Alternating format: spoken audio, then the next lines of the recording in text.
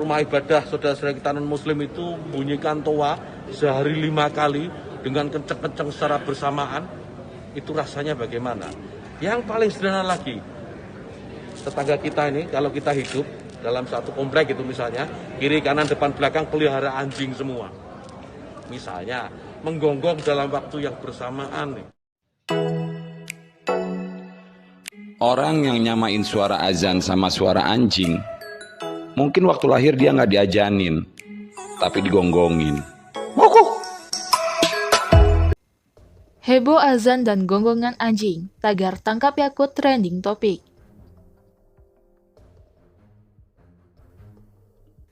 Netizen riuh usai Menteri Agama Yakut Khalil Qomas membandingkan suara speaker masjid dan musola dengan gonggongan anjing. Tagar tangkap Yakut pun trending di Twitter. Yakut mengatakan pengeras suara di masjid harus diatur agar tercipta hubungan yang lebih harmonis antar umat beragama. Dia juga mengibaratkan gonggongan anjing yang mengganggu hidup bertetangga. Ia tidak melarang rumah ibadah umat Islam menggunakan pengeras suara atau toa. Namun penggunaannya, kata Yakut, harus diatur agar tidak mengganggu kehidupan umat beragama non-muslim. Rumah ibadah saudara-saudara kita non-muslim itu bunyikan toa sehari 5 kali dengan kenceng-kenceng secara bersamaan, itu rasanya bagaimana? Yang paling sederhana lagi, tetangga kita ini kalau kita hidup dalam satu komplek itu misalnya, kiri, kanan, depan, belakang pelihara anjing semua. Misalnya, menggonggong dalam waktu yang bersamaan nih. Kita ini terganggu enggak? Artinya apa? Bahwa suara-suara ini, apapun suara itu ya, ini harus kita atur supaya tidak menjadi gangguan. Ya, speaker di musola, masjid monggo dipakai, silahkan dipakai. Tetapi tolong diatur agar tidak ada yang merasa terganggu. Agar niat menggunakan toa, menggunakan speaker sebagai sarana, sebagai wasilah untuk syiar, melakukan syiar tetap bisa dilaksanakan tanpa harus mengganggu mereka yang mungkin tidak sama dengan keyakinan kita. Berbeda keyakinan kita harus tetap hargai. Itu saja intinya. Atas komentar itu, ia jadi perbincangan hangat di Twitter. Berdasarkan pantauan cnnindonesia.com pada Kamis 24 Februari siang, tagar tangkap Yakut trending di jagat Twitter Indonesia. Lewat situs Trends24, tagar itu sudah menyeruak sejak 6 jam yang lalu. Hingga Kamis pukul 12.20 waktu Indonesia Barat, sebanyak 18.000 cuitan meramaikan tagar tersebut. Berikut keriuhan komentar warganet terkait yang membanjiri jagat Twitter.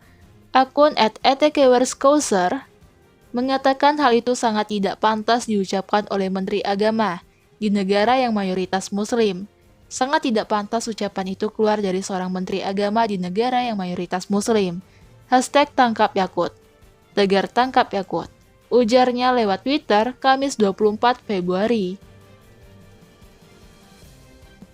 Akun @catatan_ali7 menilai perkataan Yakut masuk unsur penodaan agama Islam dan tak sepantasnya panggilan sholat disamakan dengan hewan lain.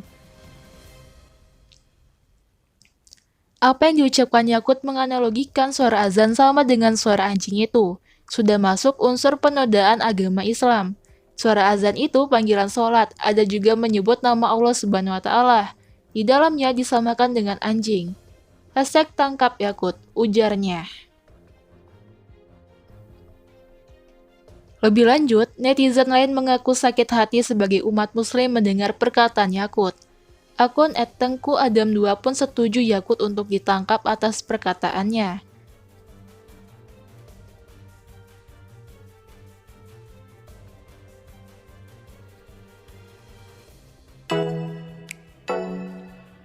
Orang yang nyamain suara azan sama suara anjing, mungkin waktu lahir dia nggak diajanin, tapi digonggongin.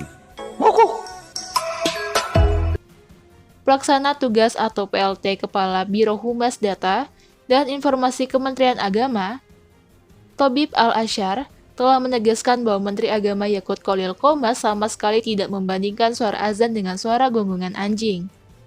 Ia menegaskan kabar Yakut membandingkan dua yang berbeda tersebut sangat tidak tepat. Menak sama sekali tidak membandingkan suara azan dengan suara anjing. Tapi Menak sedang mencontohkan tentang pentingnya pengaturan kebisingan pengeras suara, kata Tobib dalam keterangan resminya pada Kamis 24 Februari.